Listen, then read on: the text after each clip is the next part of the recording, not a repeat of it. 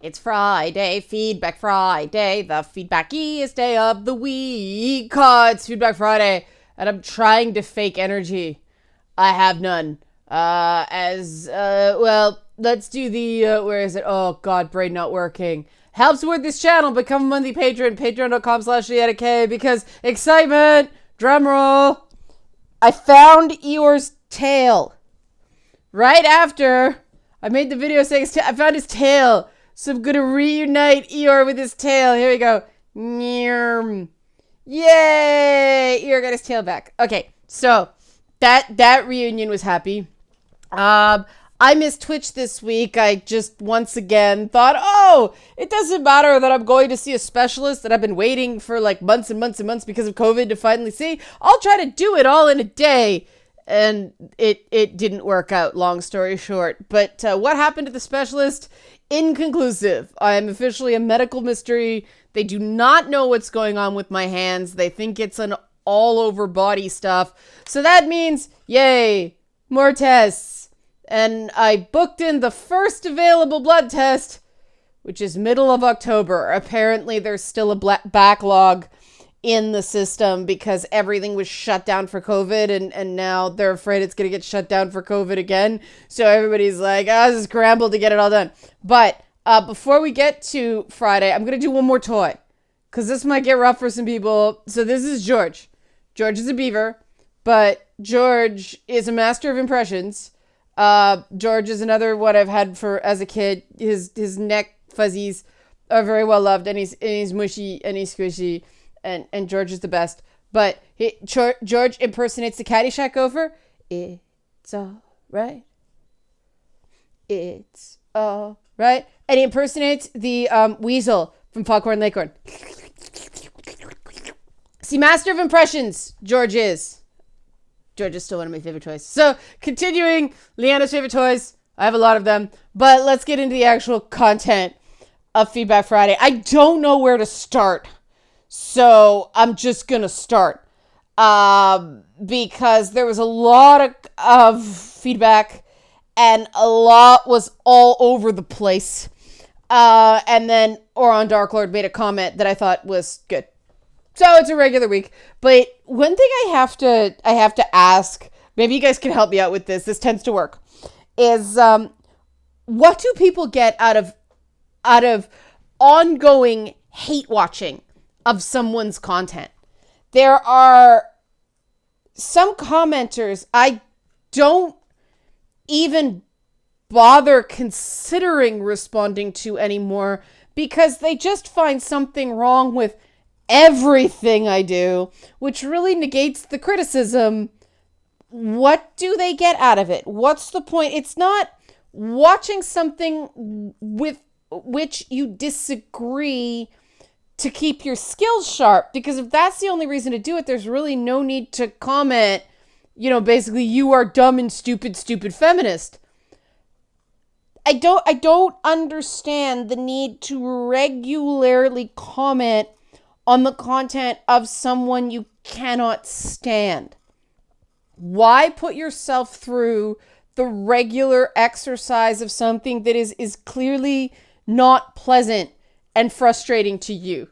Help me out here, okay? Help me out. I don't understand it. It's one of those things where there is no point of reference for me to even begin to say what's going on here. I want to find a point of I can't find. I'm like walking around, like you don't have your glasses on or something like that. You're navigating by the walls. There's no wall to navigate. There's no starting point, right? There were a few comments on once again, the response to the video on how we underprotect boys was humbling. And I want to be really careful with the feedback there because, again, I think sometimes people need a space to just say what they're going to say, knowing someone will read it and give a shit. And the act of reading it and giving a shit is what I feel my role is in those cases. Not to comment, God, not to criticize. Ironically, I am being a little overprotective here, right? Like or maybe adequately protective. Like some people would say it's the internet. They know what they're getting into, but kind of the whole purpose of having a comment section that isn't a dumpster fire is so that people can feel heard. Like it's not just shouting into the void, So there's that. It came up again, the whole thing about everybody talks about toxic masculinity. Toxic masculinity was a big hot button. And I understand why. But nobody talks about toxic femininity. And it's weird because I talk about toxic femininity fairly regularly. So maybe the people who said that are new. So I'll talk about toxic femininity again. And essentially, toxic masculinity and toxic femininity, obviously, if there's one, there has to be another, right? That's how binaries work. You can't have somebody hanging out here without its equal opposite, right? And not literal hanging out. You know what I mean? Metaphor. Bad metaphor. Okay, I'm going to hug George. The thing that makes toxic masculinity toxic, or whatever you want to call it, is the fact that it ultimately hurts the person performing it or internalizing it, right? Precisely because it puts people into this state where they believe that they're not allowed to have needs, right? And that's the core of it. There are hyper-feminized behaviors that becomes toxic similarly. It manifests in different ways, but it still comes down to the same thing. Women are not allowed to have needs in terms of personal ambition, whereas men are denied support in vulnerable moments. Women are denied support in ambitious moments. And that may not sound as bad, but it really fucks you up. Take it from somebody who has been called a bitch and selfish and a bunch of other words that are way worse, more times than I can count, by people who then turned around and questioned my professionalism. Meanwhile, in the same workplace, if you were a gay man, not a straight man and not a straight woman and certainly not a lesbian, it was considered appropriate workplace behavior to curl up in the fetal position behind somebody else's desk because you broke up with your boyfriend or got dumped. I swear to God, that happened at the TV station that I used to work with, but only gay men were allowed to get away with it. And see, the problem with this is that every time I see that guy now, I think of that. And he's a nice guy, but you can never unsee something like that where, appropriately, if someone is in that bad shape, they shouldn't be at work, they should be at home. That's totally fair.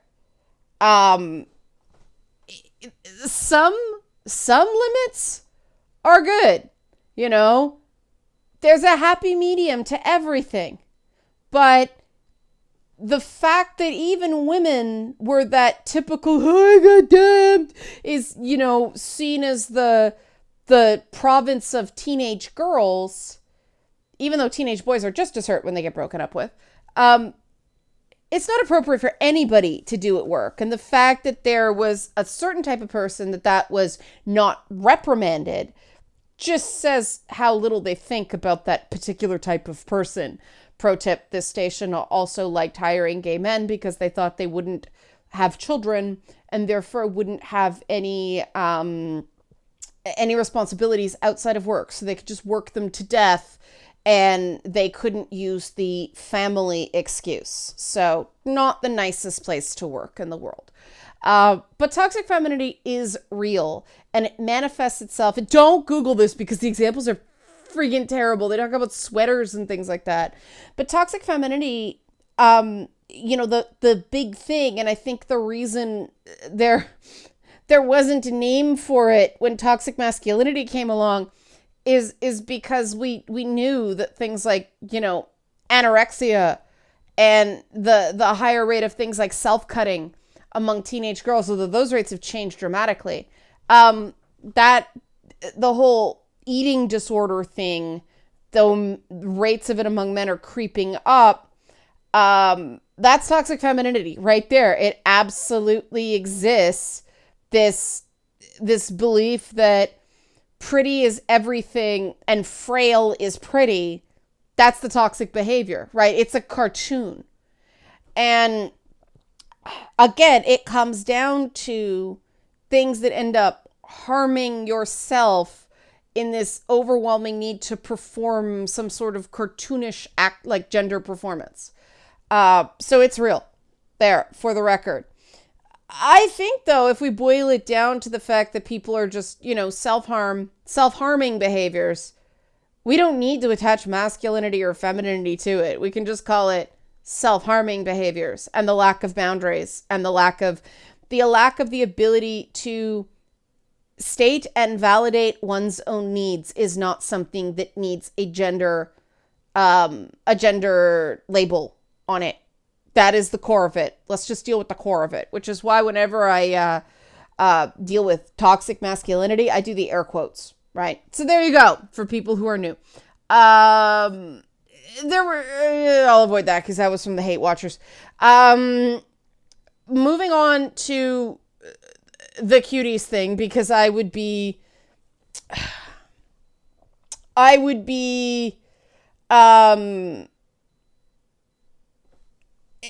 just dodging if I didn't deal with some of the feedback in it. And I'm saying I would be dodging because it's uncomfortable to talk about this stuff. One thing is really easy to do. Multiple people in comments insisted that there is a partial topless scene involving an 11-year-old girl in the movie Cuties. There is not. There is a scene where a woman flashes her boob to the camera. That is an older woman, not an older woman like an old lady, but a woman who is older than the leads in a music video. That is who that is, not one of the kids. So if you've seen somebody say that, it is not true. It is absolutely not true. There is no nudity with children in Cuties. And that's where I thought that some of the people talking about the DOST test for, here we go, child pornography, that's the word I'm afraid to say on YouTube. I am not a lawyer, and I am very hesitant to get into arguing points of American law because I am also not American. So I'm acknowledging the comments. I looked it up. I'm going to have to talk to people, if, I pursue this, who actually understand the law better than I do. Because what I read about the DOST test, it was a very specific situation involving a collection of photographs sent to a film processing lab back in the day. So I'm looking at this and I'm reading at it and going, well, this list, if you don't have to check everything, this list, it could apply to as the literature says, they could apply to children in catalogs if interpreted like for, clothes.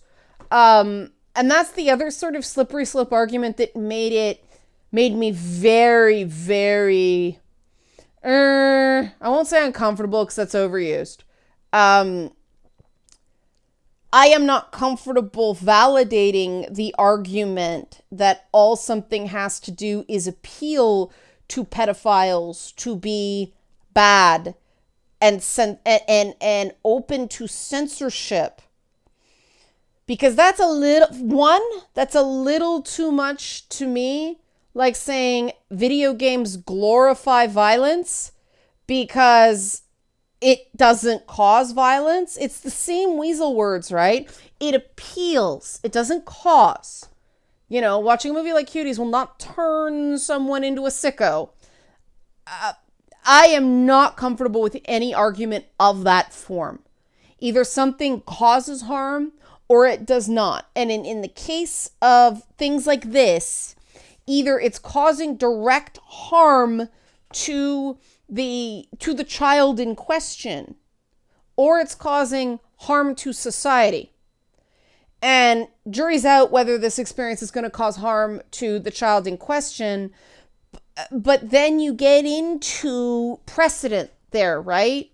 Whether it's Jodie Foster and Taxi Driver, and the movie I was reaching for, and I believe it was Albert said the movie I was reaching for was Pretty Baby with Brooke Shields, who actually did a nude scene at the age of 12. Yeah, again, French director. The French has less sensitivities about this than we do. I'm not saying that's right. I'm just saying that's so.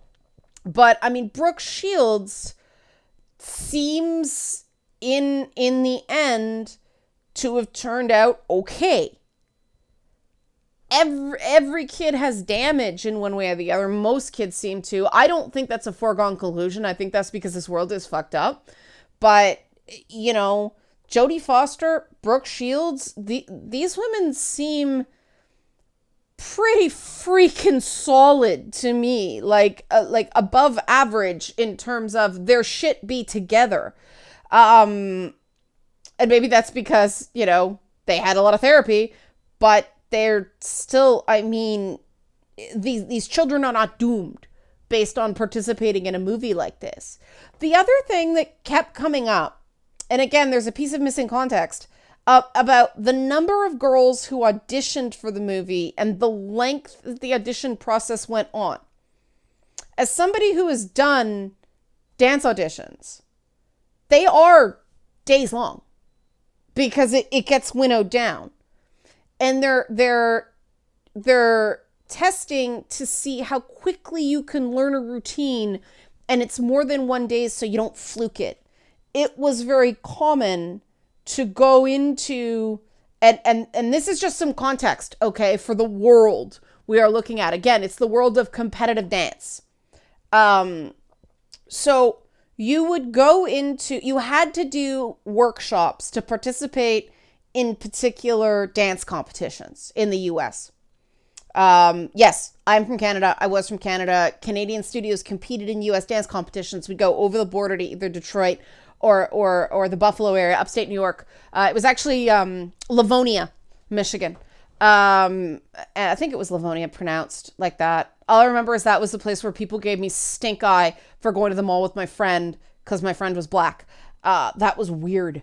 It was in the Ann Arbor, it was like Ann Arbor's poor cousin kind of thing. But then the upstate New York area as well. We'd go in and we'd do these workshops. And it was a kickback to the association. It was a make work project, but you had to do it to compete. And it was 3 straight days of learning multiple routines, and a lot of profoundly inappropriate stuff happened when people were minor. I started competing when I was 12. I stopped competing when my appendix blew up when I was 16. And I remember things like this one older, I'll call him a gentleman, was describing Bob Fosse jazz hands, which instead of that, they're that, it's to define the hands. So you see Fosse, you can see it better this way. You're not spreading out like pressing your hands into wet cement. You're cupping them a little bit like that. And this older man in a room full of girls, none of whom were legal age, okay, described it as, it's like cupping a boob. It's like grabbing a boob. That's how he described this hand gesture, okay? Room full of underage girls. I'm telling you this to show you how common this sort of behavior is in dance circles. You know, they'd grab your leg in an extension, pajama pants, and some would actually like karate chop style you in the inner thigh to see how sturdy you were. You're like, that's crazy. Yeah, there are certain things that go on in dance circles that are borderline, if over the line, abusive in many ways, including public weigh-ins I went through that in competitive dance too. That was awesome, because guess where a lot of my weight sat? Here and here. And no matter how much I lived on almost nothing, there were weeks I lived on nothing but milk, trying to, and all that gave me was an upset stomach, because I found out later I can't digest milk. Maybe that's why. But I could only get so skinny because I was muscle and boob and butt. Like, there was nothing else happening there. It was just the way I was built. But yeah, they'd weigh in shame. And then you had to write down everything you ate. Dance is fucked up. Okay? I'm giving you a glimpse into that world to make you understand why some of the people who kind of saw this movie didn't see it with the horror that maybe everybody else did. But yeah, the audition process, and people are saying there's like a known pedophile associated with this movie. I Googled that. I tried to find it, and all I got was a bunch of articles linking the Cuties controversy to QAnon. Make of that what you will. It's at the point where I truly do believe, I mean, the achievement for me with this whole Cuties thing is that we sort of collectively were able to have a discussion about this without things completely going to shit. And I can't say that about everything that we've tried to discuss on this channel, but again, I think we're still more civil than the average kind of internet group, the average internet community. We managed to do it without things totally going to shit. So the Avengers movies are still rock bottom. Avengers and Game of Thrones, still rock bottom. Harry Potter, step up, but still not great. Cuties, we made it. We managed. Really puts it into perspective, right?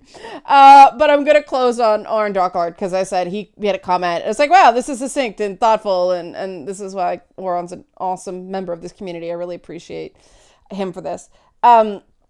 This is going back to the Underprotect Boys video, right?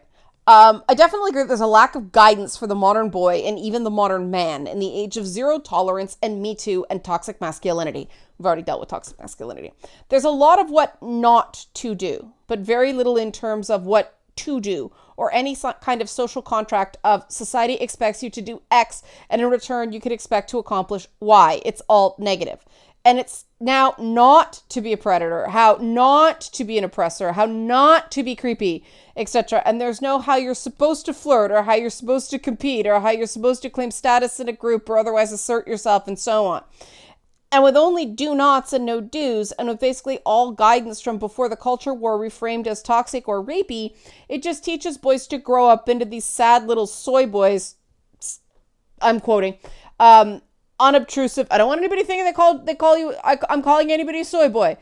Those of you who are abusing the comment system to accuse me of bullying when I read shit like that, not me. Quote for YouTube's benefit here, when I have to submit this for manual review, because there are people abusing the comment system on my videos.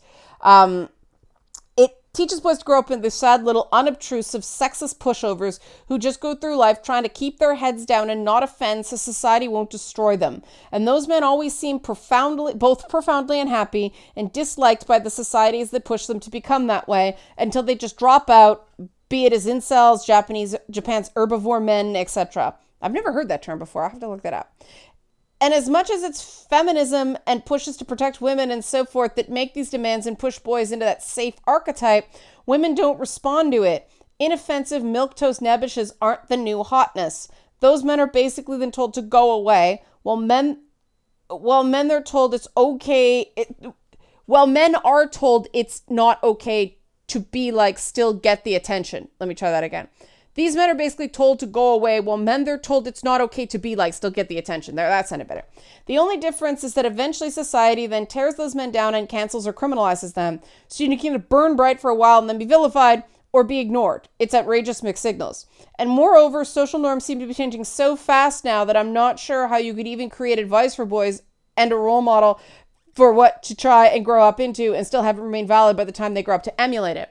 And the reason I thought this comment was worth spotlighting here is because that is exactly how I felt growing up. If you behave sexually, you're a slut. If you don't do that, nobody pays attention to you. And it was obvious. And unfortunately, what I think's happened is instead of things getting better for women, men just got pulled down into the shit that women have been in the entire time I've been alive, right? Because it's always been exactly that. You see the people who are everything you've been told you're not supposed to be get rewarded temporarily, and then they're dragged down. Everybody's just getting dragged down into the shit. And I have a theory about why that is. Because a lot of these social movements, feminism included, and for people who are new to this channel, I do self-identify as a feminist, but I self-identify as a mosaic feminist, which is not quite mainstream. I believe that everybody needs to be able to exist as an individual as well as members of an identifiable group. And that's what intersectionalism was supposed to be. It's sadly not that anymore. Ever since intersectionalism kind of broke containment from academia and became this like pop culture buzzword, it's the exact opposite of what it's intended to be, which is people are getting sliced and diced up into their component parts. And we get to the point whereas, some commenters commented on the fact that, they're told they're not black enough by other black people because they don't have the traditional interests. And then, somebody else said they don't like the term Latinx or person of color. They thank me for avoiding using those terms. They said the problem with Latinx is their abuelita would have trouble pronouncing Latinx because it's totally that is a word that does not exist in Spanish constructions.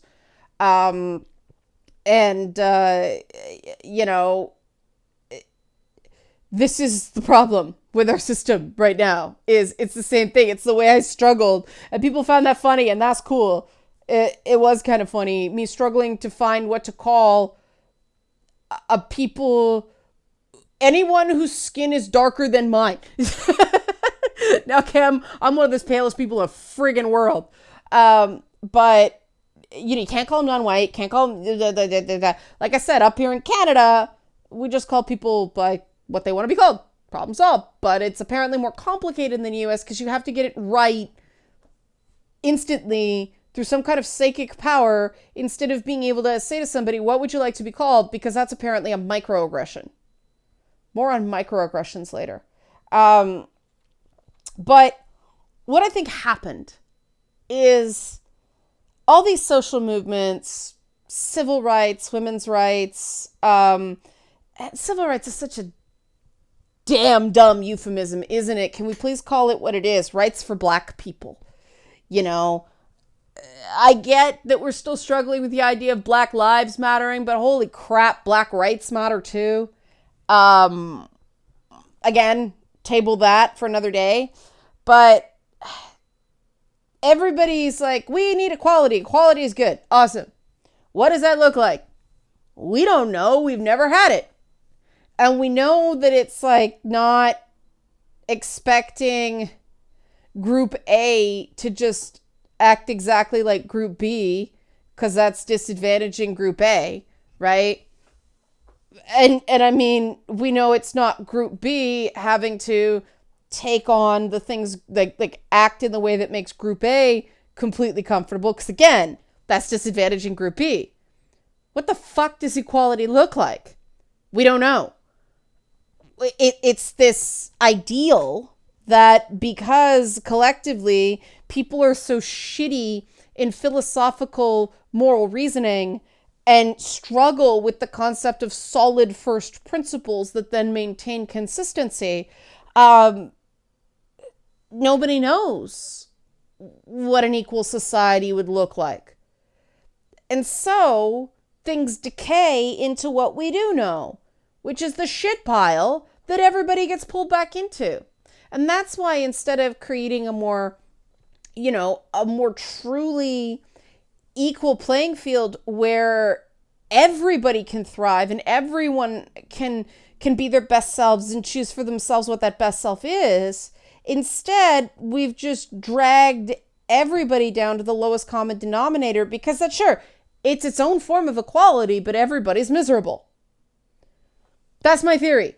And a very important announcement now, the half-hour mark. Boss Fight is going to premiere on Tuesday.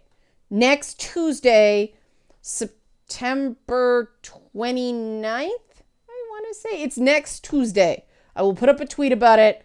I will remind you guys on Monday. It was originally going to be Wednesday, but then I discovered that the live action Statler and Waldorf from the Muppets, otherwise known as the first Biden-Trump debate, is going to be Tuesday night. And I expect it to be a hot mess. So I want to premiere Boss Fight before that. Because I want people to just have fun with it and not worry about all the fighting. So that's going to be Tuesday. Oh, God help us.